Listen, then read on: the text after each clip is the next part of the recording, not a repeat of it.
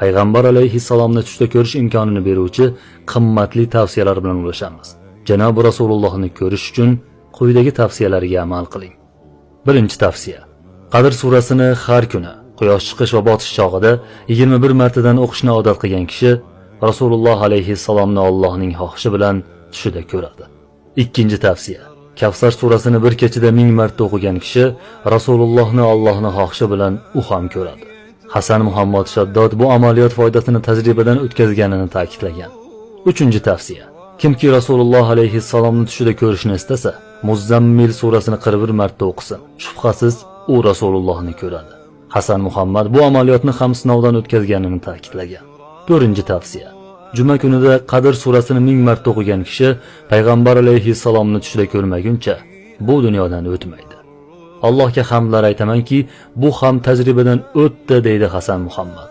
Beshinchi tavsiya: Ba'zi ulamolar aytishlaricha, Kavsar surasini quyidagicha xususiyati bor. Kimki bu surani juma kechasida 1000 marta o'qib, ortidan Rasulullohga yana 1000 marta salovat aytib uxlasa, tushida u zoti sharifni ko'radi. Men bu tajribani amalda juda ko'pchilik sinab ko'rganini va tasdig'ini topganini bilaman, deb aytadi Hasan Muhammad.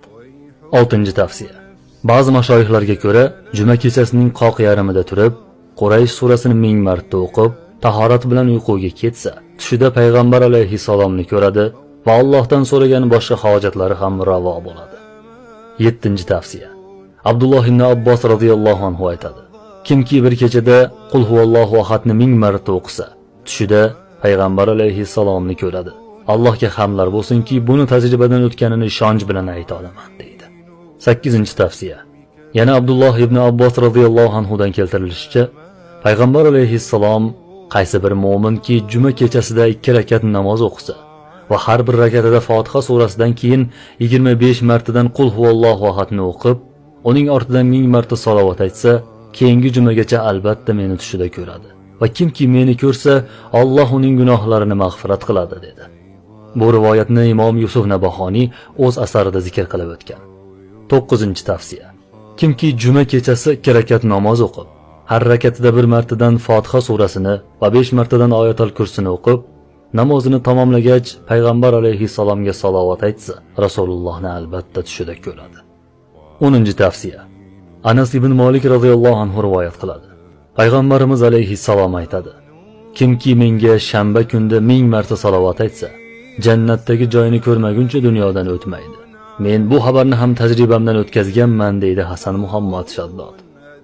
11-tavsiya: Jamoliddin Abul Vahhob aytar edi: Men Rasululloh alayhissalomni shunda ko'rdim. Shunda u kishi menga uyqu oldidan bismillahni 5 marta, auzu billahni 5 marta aytasan. Keyin, ey Alloh, Muhammad alayhissalom haqqi hurmati, menga Muhammad alayhissalomni shu dunyoda ham, oxiratda ham ko'rsatgan, deb ayt. Allohga hamdlar aytamanki, bu ham tajribada sinaldi, deya ta'kidlaydi Hasan Muhammad. 12-tavsiya: Payg'ambar alayhissalomni tushida ko'rish uchun quyidagi duoni 100 marta o'qish tavsiya etiladi. Yo Alloh, men sendan o'zga bo'lmagan nuring haqqi hurmati ila Nabiyin Muhammad alayhissalomni menga ko'rsatmog'ingni iltijo etib so'rayman. Muallif Hasan Muhammad Shaddod aytadi: Allohga behad hamd sanolar bo'lsinki, bu ham sinovdan o'tdi. Juda ko'pchilik bu vositani sinab foydasini bilgani haqida kaminaga xabar berdi, deydi. 13-tavsiya: Shayx Abdul Qodir Jiloniy rahimahullohga tegishli Hadoiqul Ahbor va G'uni asarlarida Abu Hurayra radhiyallohu anhu dan keltirilgan quyidagi hadis bor. Rasululloh alayhissalom aytdi: Kimki juma kechasida 2 rakat namoz o'qisa, har rakatida Fotiha surasidan keyin 1 marta Oyatul Kursini va 15 marta Qul huvallohu ahadni o'qisa va namozining oxirida 1000 marta salovat aytsa, u tushida meni ko'radi yoki keyingi juma oxiriga qadar albatta ko'radi.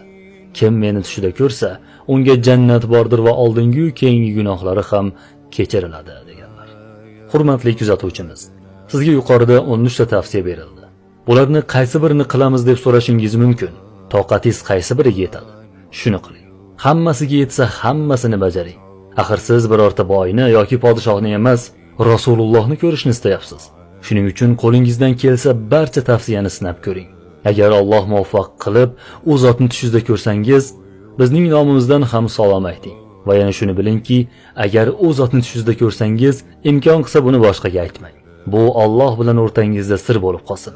Bunday go'zal tuyg'ular, shirin lahzalarni odamlar bilishi shart emas. Bu sizning xotirangizdagi eng baxtiyor kechikmalar bo'lib qoladi.